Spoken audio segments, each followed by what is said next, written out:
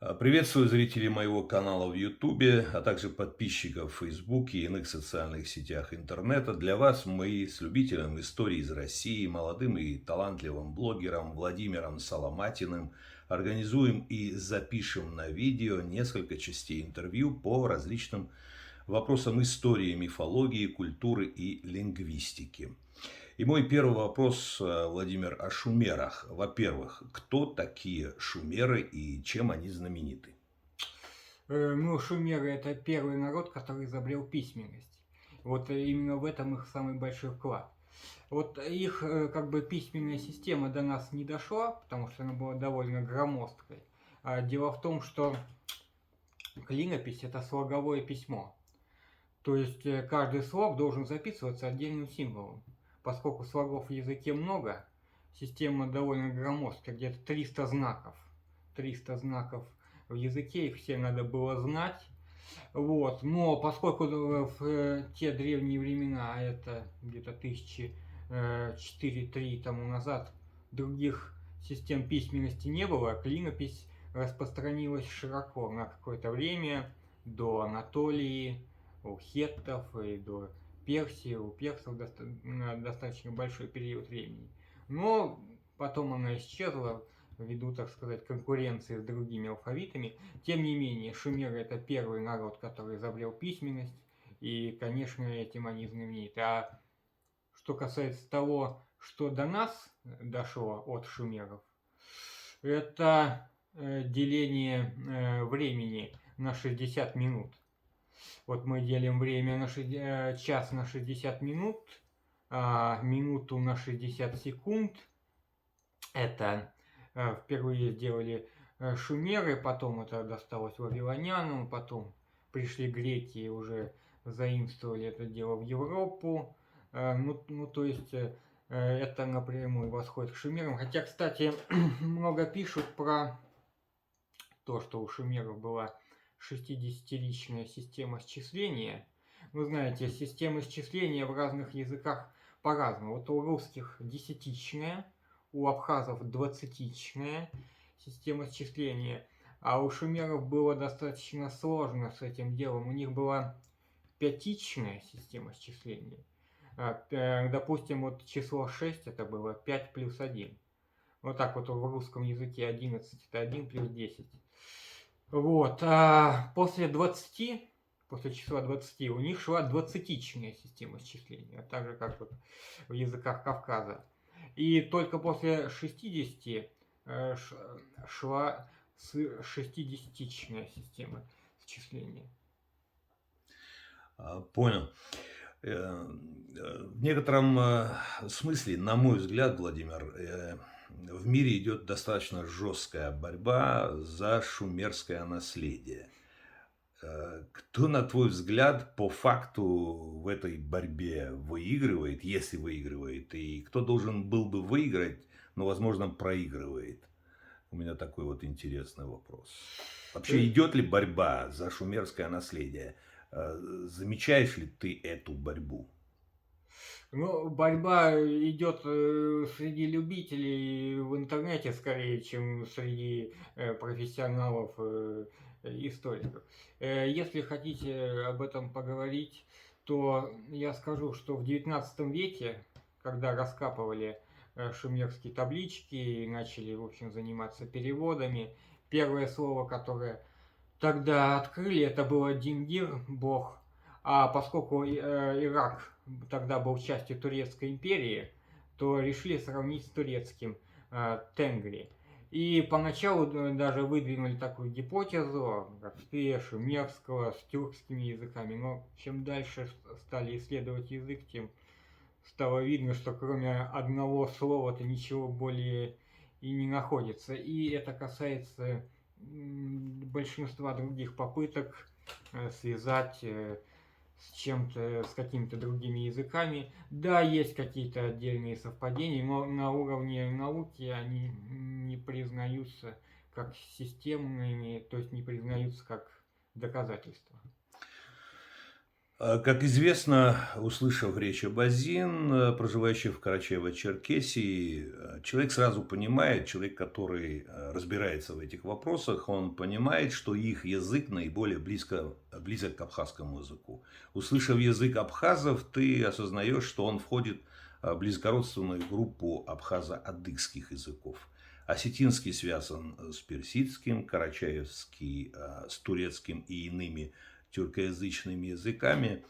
А вот каков круг родства шумерского языка? На какой язык он более всего похож? Ну, если вы меня спрашиваете напрямую, на какой он более всего похож, и чтобы это соответствовало правде, я вам скажу, на вымерший язык, который широкому кругу людей, скажем, ничего не скажет, на хуритский язык. Но это не результат генетического родства, это результат того, что хуриты и шумеры жили несколько тысячелетий бок о бок. Потом хуриты заимствовали клинопись вместе с некоторыми словами, и вот это вот соседство, оно, скажем так, отразилось на языке.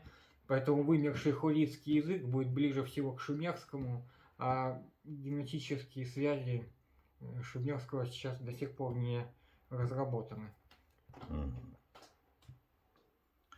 Загадочность, таинственность шумерского языка заключается в том, что он, опять же, на мой взгляд, я не шумеролог, как известно, одной своей частью как бы напоминает абхазский язык, другой частью как бы напоминает язык тюрков, третьей частью язык грузин, народ мунда и так далее. Как все это понимать? Вот если говорить о Кавказе и шумерах, то понятное дело, что кавказские народы пришли с юга, что, в принципе, видно хорошо по их антропологии, по внешнему виду. Поэтому, конечно, в кавказских языках любого народа, западного, восточного, могут быть слова, которые они принесли с собой с Ближнего Востока, то есть общие слова, которые они как бы заимствовали, живя рядом с шумерами. Вот. Но, тем не менее, говорить о каком-то более близком родстве я бы не стал. А что касается, как вы сказали, мунда, это народы на северо-востоке Индии. Дело в том, что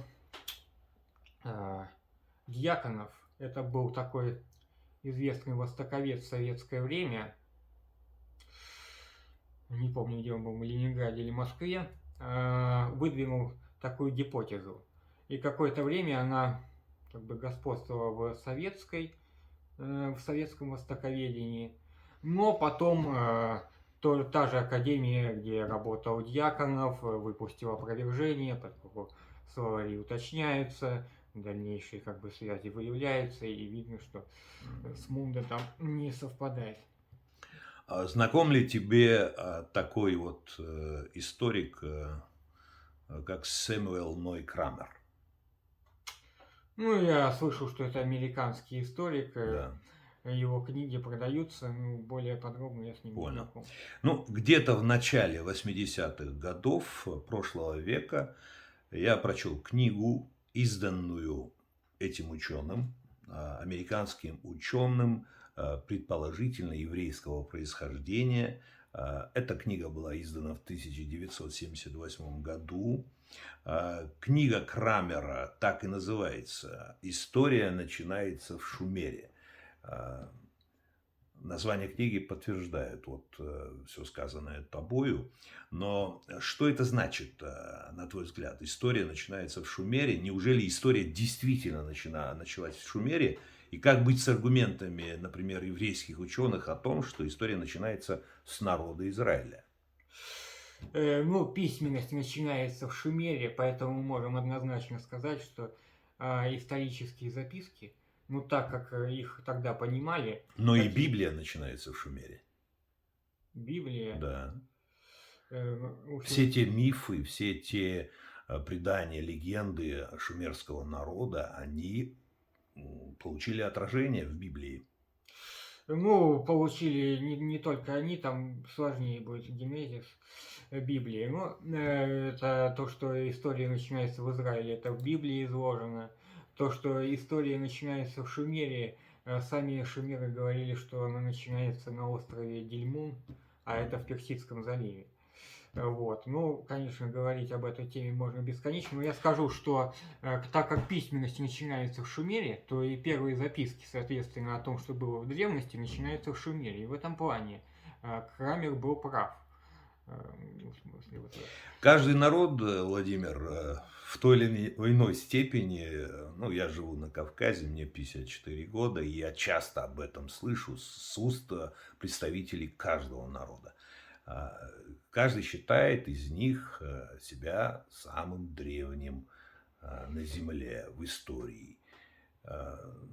Какие народы мира из живущих на Кавказе являются очень-очень древними?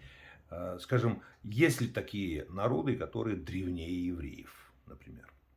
Древнее евреев на Кавказе. Да. Ну, смотрите, на Кавказе есть несколько языковых семей. И, конечно, те, которые из них автохтонные, ну, на самом деле, более ранее пришедшие на Кавказ, те и являются более древними. И древнее евреев будут, соответственно, те народы, которые относятся к трем автохтонным семьям Кавказа. Это какие?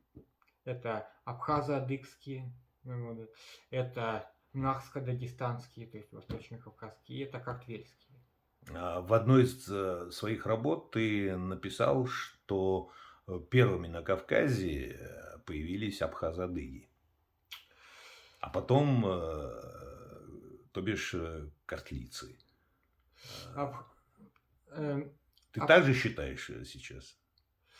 Абхазо-адыги появились на Кавказе вместе с майкопской культурой. Картвелы появились на Кавказе вместе с куро-арабской культурой.